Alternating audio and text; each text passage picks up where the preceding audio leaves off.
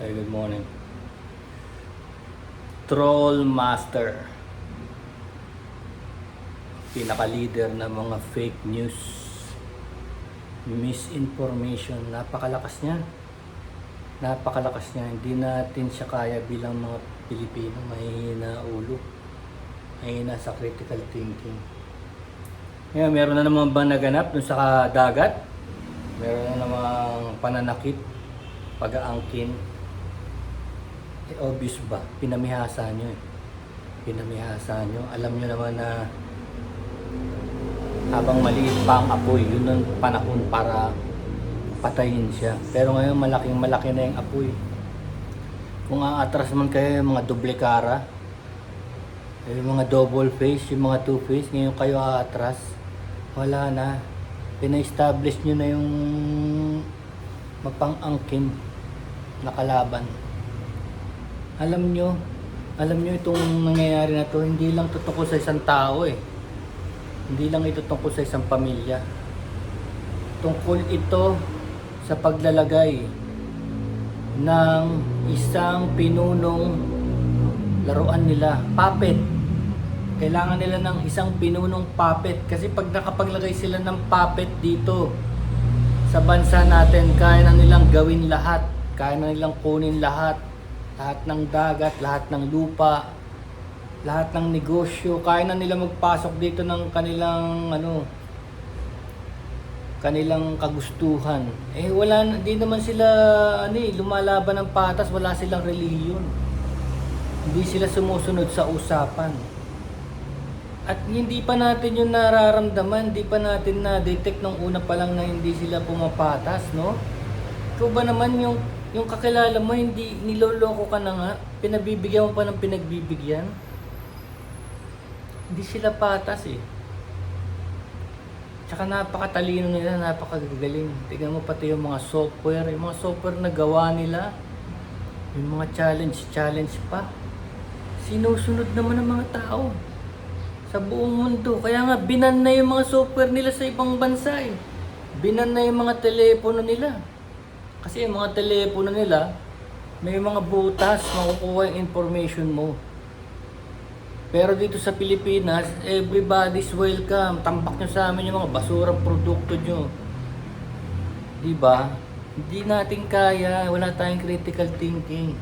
Kahit saang sangay pa ng gobyerno, tinatanggap natin yung basura nila. Minsan nga yung mga reject nila dito pinadadala eh. Tingnan mo kung gaano sila kawalang hiya. Isipin mo, may mga sira yung mga produkto dumarating sa iyo. Ang lala ng mga sira. Minsan walang switch yung produkto, nagkakalagang 3,000, walang switch. Alam mo bumagsak yung sa quality control sa production, dito ipapadala. Tingnan mo kung gaano sila kabastos sa atin. Ang liit ng tingin nila sa atin. Tapos yung trolling na yan, hindi yan maliit na sistema. Sistema yan na pangkalahatan. Nilagay nila yan. Isang parang matalinong sistema yan ang panlilinlang panggagamit dahil alam na nga nila mahihina ang mga Pilipino. Nationwide attack sa disinformation. Pero alam mo mga Pilipino, isa lang alam ko, hindi yan pumapayag ng walang bayad. May bayad yan. Sinetap muna nila yung bayad. Hulaan nyo kung saan manggagaling yung bayad. Diba? Yung mga binabayaran, yung mga walang trabaho, walang ginagawa, mga tambay. Pero ang problema sa mga tambay na to, hindi sila eligible. Alam niyo yan eh. Tinignan nyo na yung listahan, hindi sila eligible. Bakit bawat miyembro ng pamilya kumukubra ng tulong? Bakit? 20 anyos? 20 anyos na walang kapansanan. Bakit siya kumukubra ng tulong? At pinapayagan natin minsan sa iba-ibang bayan pa. Sa iba-ibang bayan pa ng Pilipinas kumukubra. Nakakapundar na ng mga sasakyan. Anong kapalit nun? Kapalit nun, yung panggaganyan, disinformation. Kaya tignan mo para silang walang pakiramdam pag umaatake sila. Yun, alam mo, kinukumpasan sila eh. Umaatake sila. Wala silang pakiramdam, talagang bira lang ng bira. Parang wala silang reasoning. Yung mga trolls, para silang walang reasoning. Basta't isang kumpas bira. Kasi may bayad sila, mawawala sila sa bayad eh, sa listahan eh. Yun ang tignan nyo, hindi ko ikilos yung mga yan ang hindi sinusuportahan. Yun ang nakakalungkot. Pumasok na rito yung sistema at ano na siya, parang well-oiled machine. Lalo na ngayon. Desperado na ang moves ngayon kasi nagkakabukuhan na.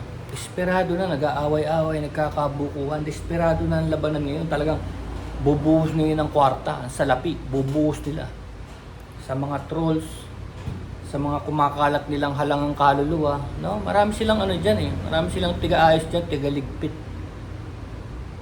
Ganyan sila mag-operate at pinayagan natin mangyari lahat 'yan. Dahil nung simula pa lang hindi na pinatay. Pero wala tayong magagawa. Yan ang naiupo nating mga leader.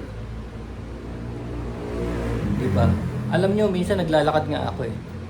Dahil sa mga ganito kong vlog, minsan naglalakad ako eh.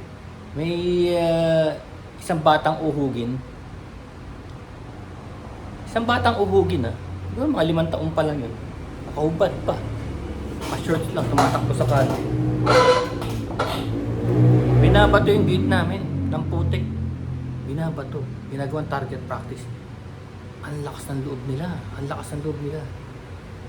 Paglabas ko, pinagalitan ko pa. Sabi ko, ba't binabato niyo ano? Bakit? Anong pakialam mo? Sabi ganun sa akin 5 taong gulang. Wala ka, sabi niya. Alam mo, sabi niya, talo ka. Yung yaman nyo kukunin namin. Yung yaman nyo kukunin namin. Ibibigay sa amin yung yaman nyo. Isipin mo, anong kinalaman ng 5 taong gulang sa politics, no? Anong kinalaman niya? Kasi naririnig niya eh. Naririnig niya doon sa community nila, nakaradyo. Meron silang radyo kasi constantly, finifeed sila kung ano ang informasyon, kung ano magiging kaisipan nila, kung ano magiging kumpas nila. Pinifeed sila through radio, may mga radio sila. Hindi lang basta internet ang ginagamit nila, pati radio. Para maging synchronize yung attack nila. Obserbahan yung mabuti yan. It's really a well-oiled machine na. At pag hindi nyo yan binuwag, tuloy-tuloy yan. Whoever controls the information controls the world. Kaya nagiging priority na nila yung mga AI, disinformation, AI machines, tsaka yung AI. Tandaan nyo yung AI, napaka-powerful. Lahat ng sinayaran niyang digital, kayang pasukin ng AI. Yung mga password, yung mga server, kayang pasukin yan. Lahat ng dumaan sa digital. Buti na lang mahigpit yung digital ng mga bangko. Pero balang araw mapapasok din yan. Kaya tignan nyo, may mga nahahack na mga bangko na nagmamalinis pa, di ba? Nawalan ka na ng pera, gusto ka pang papirmahin ng waiver. Sabihin kasalanan mo pa. Di ba? May mga bangkong ganyan, mga kilalang bangko na hack yung ano nila, yung mga accounts. Sila pang mayayabang. So ganun na ang mundo ngayon, di ba? Ikaw na lang ang laging may kasalanan sa mga to. Dahil sabi ko nga sa inyo, sa panahon ngayon, panis na ang pagnanakaw dahil kaya kang patayin nang wala lang. Di ba pag may mga argumento na ginagawa, dinadala sa barangay. Noon nung panahon namin, pagka may mga argumento, dinadala sa barangay. Ngayon hindi na. Hindi na. Bigla ka na lang i-riding in tandem. Kasi yun ang sabi, yun ang nakita namin sa idol. Idol namin, ganun lang naman pala ginagawa. Oh. Diba? Sasama ka sa listahan. So, kailangan pag-isipan nyo kung paano nag-ooperate tong troll master na to. Yan. Marami ako niyan dito sa gallery. Gusto nyo bumili ng troll master art, kontakin nyo lang ako. Okay? Peace.